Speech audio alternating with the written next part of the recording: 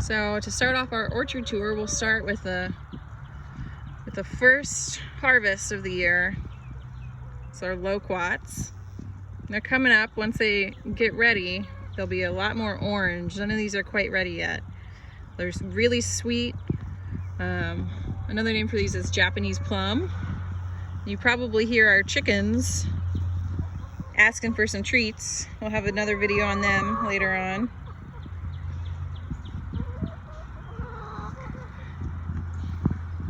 So we have a big diversity of plants here that we can grow in North Florida because we're at the northern range of a lot of different tropicals or subtropicals, but we're also at the southern range of a lot of other temperate plants. So we have things like olives and pears, and over here we've got figs. Let's take a step back and look at the size difference between these two pears. So this pear has been cut and it's been maintained to be a much smaller size than this one back here. Obviously we can't catch all the fruit that comes off of this huge one in the back, but we've maintained this one at a nice, about 12-foot height so that we can get all of the fruit. Let's go see our figs up here. They're starting to leaf out.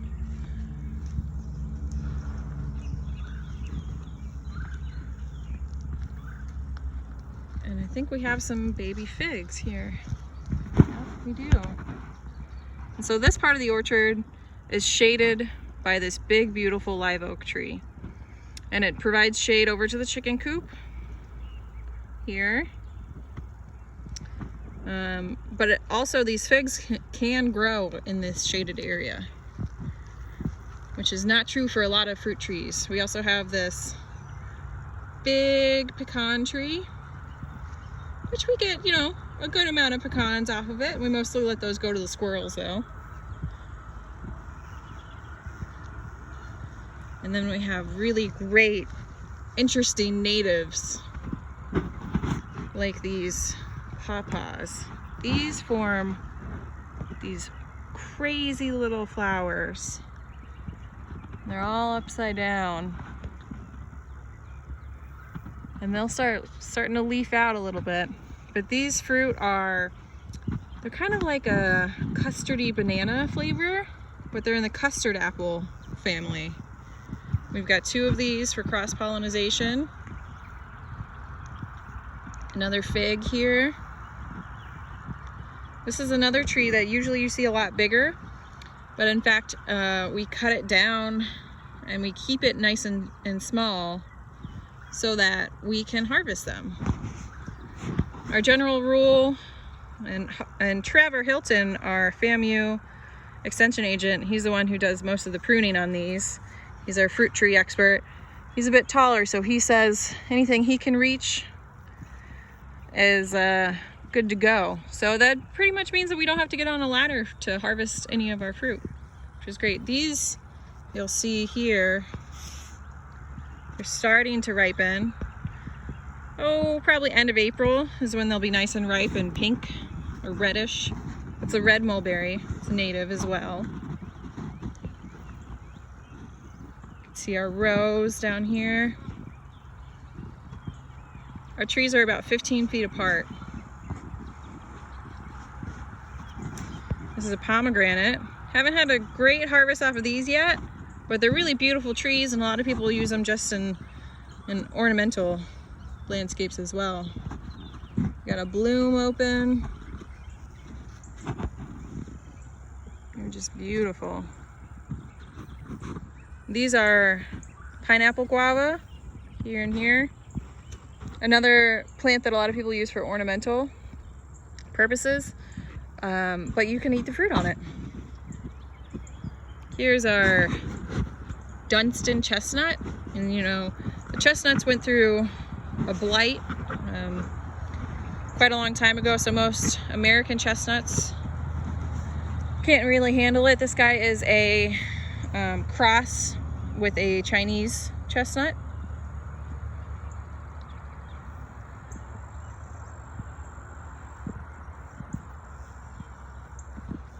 Let's see what else we got going. We also have some really interesting exotics that you might not see in a typical orchard. Like this Melon Berry. We're still waiting for this one to produce well for us. Another pear. You can just see the fruit starting to form.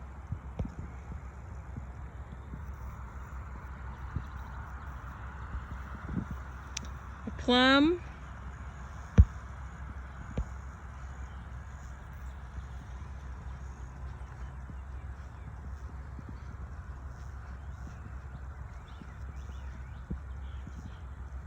This is another one of those exotics, the Jujube or Jujube.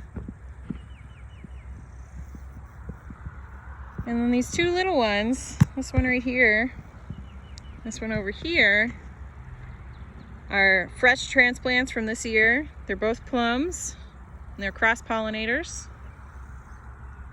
We have some peaches, and when we come through, now that we're starting to get some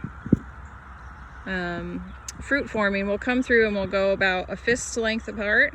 So we'll pull off this one, because otherwise you'll get a bunch of really small fruit and you won't be able to appreciate it, really. You won't get the good harvest of nice big fruit.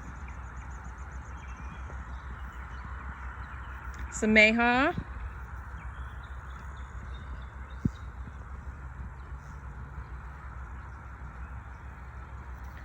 These persimmons here. We've got 3 varieties. Some are astringent, meaning you should only harvest them right when they're really soft, and some are non-astringent that you can eat just like an apple. Really sweet fruit. The 4-H kids really love these. A nice later harvest on the fruit than a lot of other trees in this area, fruit trees in this area. Here we have our nectarine. Oh, looks like we already have some insects coming through here, burrowing in. So that's definitely something to look out for in your home orchard.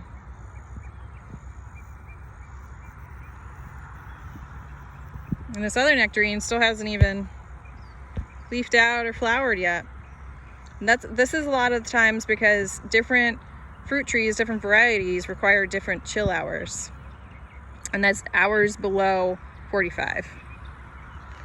Now we're getting into our citrus. We have kumquat, cute little tree. Meyer Lemon, it's nice and flowering now. I see some pollinators out here, some flies, some bees. Oh, and the smell. Here's a common problem, actually. A lot of people get worried about this. There's a leaf miner.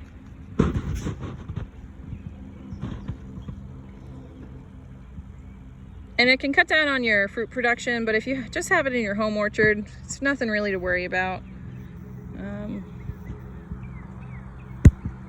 Let's see, I believe this is another. Oh, this is our Tangelo. Tangelo Orlando. This is a really great one. And so we're coming up on Paul Russell Road here. That's why you can hear some more traffic. And you'll see, even though all these citrus are related, they really have different growth habits. This grapefruit is nice and tall. Grapefruits tend to be a bit bigger.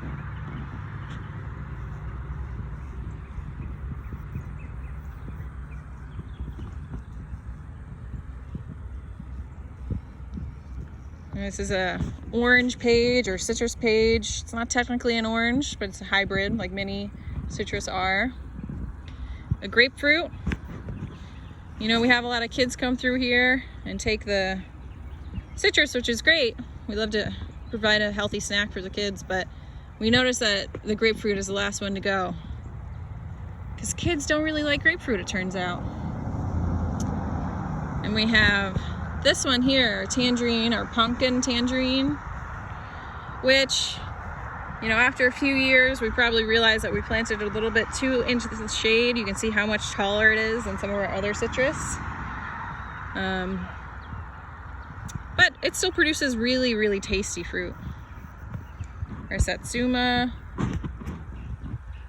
And that's it. That's our orchard.